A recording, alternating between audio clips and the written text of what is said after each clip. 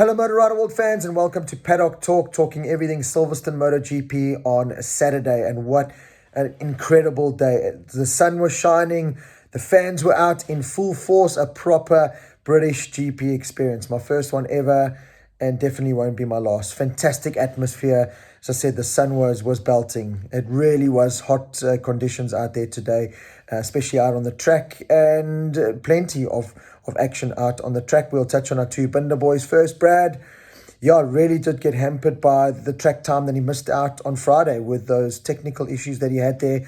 Really did set him back, so he was just chasing, trying to catch up that extra time. He basically just said that at the end of the day, he needed an extra session to set the bike up and get it sorted. But in true Brad Binder fashion, he just really pushed through, got himself P14 on the grid at the end. Doesn't truly reflect the pace that he's got, and in proper Brad style. Just had a nice supper with Brad, his manager Bob, myself and my brother at the Red Bull KTM hospitality, and Brad said, yeah, don't worry, got this, think it's going to be a good one, got the places, I know where I'm going to pass, feeling comfortable. So yeah, the Sunday man I think is going to come out and play again from 14th. Not going to be easy. Listen, the race is not going to be easy. All the riders saying how physical the Silverstone track is, how long mentally draining it is. It's going to be a real tough one. So, but we know the Sunday man comes out to play. Brad comes out to play. An interesting point Brad did make, though, when I was speaking to him, and I posted it in the Friday Paddock Talk. We're talking about the Ducati Stegosaurus spine winglet things that they've put on the tailpiece. And I didn't say it was a terrible idea, Mr. Comment, who commented on it. I said, to me, I think it's silly. To me, I think it's going overboard now. Yes, I know it's prototype racing and they've got to do these new things and they're trying to innovate and this. And it's apparently for more downforce and not at all. This is not only from Brad, but from a few of the MotoGP riders. This is the explanation. So why the biggest effect of this is to disrupt the person in your slipstream. So Brad says already when he climbs into a Ducati slipstream, it unsettles the bike. With all that turbulence, all that air, the bike, becomes unmanageable in many ways. This makes it even more disruptive. It disrupts that airflow even more. So what Ducati are basically doing, and Aprilia are doing with these rear wings or winglets or whatever you want to call them on the back, is to disrupt the person in your slipstream. It's not for downforce. It's not for any of that. Ducati will obviously spin it off at that and this and that. It's mainly to disrupt the person in the slipstream. It's to cause that airflow to be more turbulent, and who's ever in the slipstream is just going to be more unsettled. So Brad, I know, said he's not a big fan of it. I know a lot of the riders are. I don't know if Dorna are going to keep it or pass it, or I don't know how much longer those wings will last. In my mind, it is. It's just too much. It's just too much. It also comes down to a safety thing. If that bike crashes and tumbles and lands on a rider, it's just another pointy kind of thing that could, land up in a rider's chest, on his head, or it's still very much in the production phase and the talking phase. We haven't heard the end of this. Whether it's going to last or not, we'll have to wait and see what's going to happen. But certainly from Brad and a few of the other MotoGP riders, it's something that they don't want to see. So let's see if Ducati and Gigi are able to keep it on the bikes. I see Miller was running it today as well, so it's definitely something that they want to progress with and go with. But let's see what Dorna does with regards to that. With Darryn, it was very much a case of the same as Brad. Just wishes he had a little bit more track time. He had a disruptive Friday with the crash that he had there and one or two other little problems. Saturday also, unfortunately, a couple of crashes for him, which kind of disrupted it. But having said that, he made some big strides. He really did make some big strides lap time wise. Qualified ahead of Dovi, towards or at the back end of the field. But he made strides. He got into the 59s, which was a really good effort there from him, a 59.9. So big strides made from Darryn, and he's feeling good, feeling confident to the race. Wishes he had a little bit more time, as most of them do, I'm pretty sure. But yeah, Darren's going to get in there and he's just going to slug away, as we know.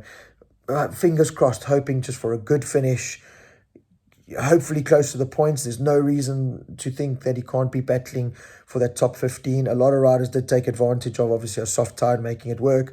The race is going to be a completely different story. So yeah, fingers crossed for both Brad and Darryn. They bring it home in some good and well-deserved results there.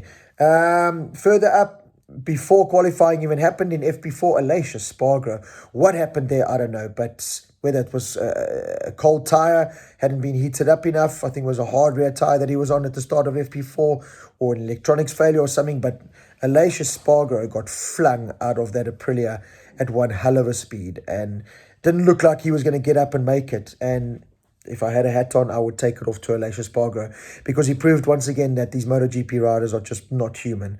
To go from the medical center, not being able to walk, into his pit, to climb on his bike, do a couple of laps in qualifying, to come in, tell his team and the doctor, yeah, I'm kind of feeling okay, it's fine, and then go out and be the first rider to ever go into the 157 bracket at Silverstone. Tip of the hat to you, Espargaro, because that was heroic. That was absolutely heroic and brilliant. It's a pity that 157 lap time that should have got him pole position only got him, 6th on the grid. That is how competitive it is. But it really was a brilliant effort there from Espargaro. It's going to be interesting to see how he lasts for the race on Sunday, depending on what that injury is. I know they've got all kinds of really good pain meds these days, but let's see. It's going to be a long, hard race. And Aleix, before that crash, right in the hat for a race victory. There's no reason to think he couldn't go for a race victory. Now, with that injury, how long can he push? What is the extent of the injury? We don't know that. But, tip of the hat to you, Aleix Espargaro. Great job. Well done. To finish up 2, 3, 4, 5, 6, and the first rider to break into the 57s, and you're down in 6. That's it's got to be heartbreaking in many ways. But Zarco absolutely demolished the previous Silverstone lap record, a 157.7 pole position. Zarco is just getting the job done. Top Ducati rider in the championship. Beginning of the year, we kind of said, he's not always the name you think of, and will he last, and do Pramac re-sign him, or maybe do they go for a Miguel? And Zarco is saying, I'm right here. I haven't won a MotoGP race yet. Yes, I agree with that, but I'm getting the job done. Another great pole position. He's been strong the whole weekend. He's had a couple of tip-offs, but he's showing great pace. No reason to believe that Zarco can't get his first ever win in MotoGP. It would be great to see Zarco climb on a tyre barrier and do a long-awaited backflip. So, I'm not against, obviously, a Brad or a Darryn Binder victory is first on the cards. But, not against a Zarco backflip at all. Let's see what happens there. Maverick Vinales, I said he was looking happy, healthy, rejuvenated.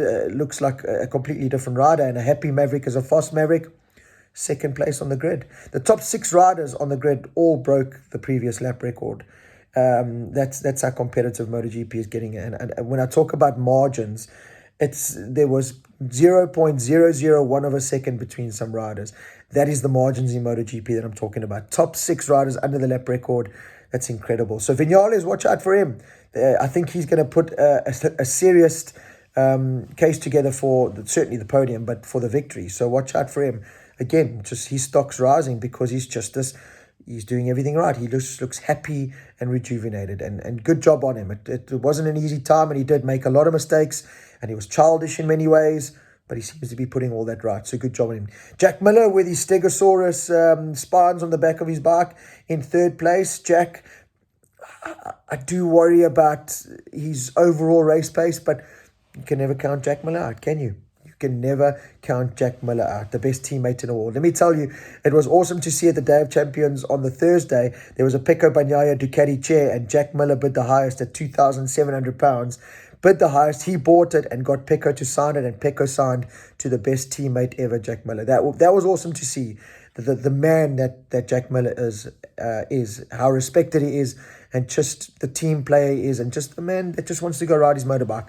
I'm excited to see him at KTM next year. It's going to be a challenge, there's no doubt about it, but I'm excited to see him alongside Brad Binder. That's exciting. But for this weekend, it's going to be there, but it's going to be hard to maintain that pace. I think it's going to be a tough race. It really is. Fabio Quartararo, the champion, the man, just behind him there in 4th place on that Yamaha. He's going to be a big contender for the victory. We know that he did it last year. Looks so smooth and effortless out on that racetrack on that Yamaha. And don't count him out. Pecco Bagnaia just behind him needs the championship points. He needs to really win the race if he's got any chance of staying in this championship. Again, I worry about his race pace. FP4 was a disaster for most of them. So Pecco Bagnaia did well to get up into that 5th place in qualifying. Didn't look like a great weekend up till then. But can he maintain that pace throughout the race? That's gonna be the biggest question mark there. Then, of course, Aleix Espargaro, Marco Bezzecchi, his stock. Talk about a rider whose stock is just rising. Marco Bezzecchi there in 7th place, the rookie, once again, just fantastic job there on that GP21 machine in 7th. Fantastic job. And I feel for him because he got held up badly by Stefan Bradl, who has been handed a 2 or 3 grid spot penalty for his part in that cruising on the race line while Bezzecchi was coming through. Nakagami just ahead of him. I don't know how Nakagami escaped a penalty there. I have no idea, but anyway, he did. Behind Bezzecchi is another GP21 Ducati, Enea Bastianini, with his Stegosaurus spines on as well. Jorge Martin, I expected a little bit more there from him. He's in 9th place. Luca Marini, another good performance there from him in 10th. So the Ducatis are right there, but can they maintain the pace? Alex Rins in 11th on the Suzuki. They just don't know how to qualify the Suzukis, but they are going to be contenders. If they can make it past the first 10, 15 laps towards the end, those Suzukis are going to come. Joan Mir is just behind him. Miguel Oliveira, saw him at the KTM Hospitality. He's, looking, again, he's looking like, let's try, let's see what we can do. Going to fight hard as always, but it's going to be a battle. And just behind him, Brad Binder, I've touched upon him. DJ Antonio with another good ride. Just behind them in 15th, Remy Gardner in 16th, Alex Marquez in 17th, Stefan Bradl in 21st, but he will be demoted those couple of positions. Paul Espargaro, he was on pole position a year ago at this track, and he's way down there in 18th place. The saga continues for Repsol Honda. Stefan Bradl out-qualified him and then gets a 3-grid penalty. It's just a disaster there. Speaking of disasters, Franco Morbidelli down in 19th, only a couple of tenths ahead of Darryn Binder with all that more experience. Big problems there. Taka Nakagami in 20th. Big news. It hasn't been 100% confirmed, but big news in the paddock today is that Taka Nakagami has signed as an HRC test rider for 2023. So what's going to happen? Does that mean he's not a full-time rider in MotoGP next year? Does that mean Ayagura is going to fill in and because of the Japanese passport and the Idemitsu sponsorship in LCR? Let's wait and see. But that was big news. That caught a lot of us by surprise today. So let's see what happens there. Raul Fernandez, still big talk that KTM have given him a number to buy himself out of his contract for next year to move to RNF Aprilia. It's a huge number. He doesn't want to do it or is hesitant to do it. And at this stage, could be sitting on a couch next year, not racing, but being paid by KTM to do so. So let's see. And then behind him, Darryn Binder. Let's hope Darryn can get one over Raul in this battle of Raul and Darryn for that RNF Aprilia seat. Darren's just behind him. And I think looking at the FP4 kind of times, Darren's got the superior pace. But let's see. And then Andrea Dovizioso, shame. The man who has, of course, announced his retirement from the Misano round, where Carl Crutchlow will take over. Nothing against Carl Crutchlow, I love him, but I would have liked to see Cam Bobier or someone get a chance at that Yamaha ride. Crutchlow, they're obviously going to use him for testing in race situations, but I would have liked to have seen a different name in there. Surely there could have been another name in there. Obviously, a Top Rack can't come because of his World Superbike commitments, but yeah, I would have liked to have seen a Cam Bobier. If I looked in that paddock, give Cam Bobier a chance. He's proven himself on a big bike on a Yamaha R1 in the States and that. Moto2 has been a tough challenge for him, but I think he's a big bike rider. I would like to see him. American passport in MotoGP. Give him those last 6 months rather than a Carl Crutchlow. But anyway, that's the news, of course, that broke on Thursday already. There's Dovi's retiring, Crutchlow's taking over, and Dovi, unfortunately, at the back of the grid. But again, another good scalp for Darryn Binder, just ahead of him. That is Saturday. I'm ready for a good rest. As you can hear, my voice needs a good rest. My body needs a good rest. Another 15 plus Ks of walking today. But another exciting day. The British Grand Prix is just incredible. Just incredible. Every single second is incredible. And I think it's going to be incredible, awesome, dramatic, epic Sunday, sunny day at Silverstone for the British GP.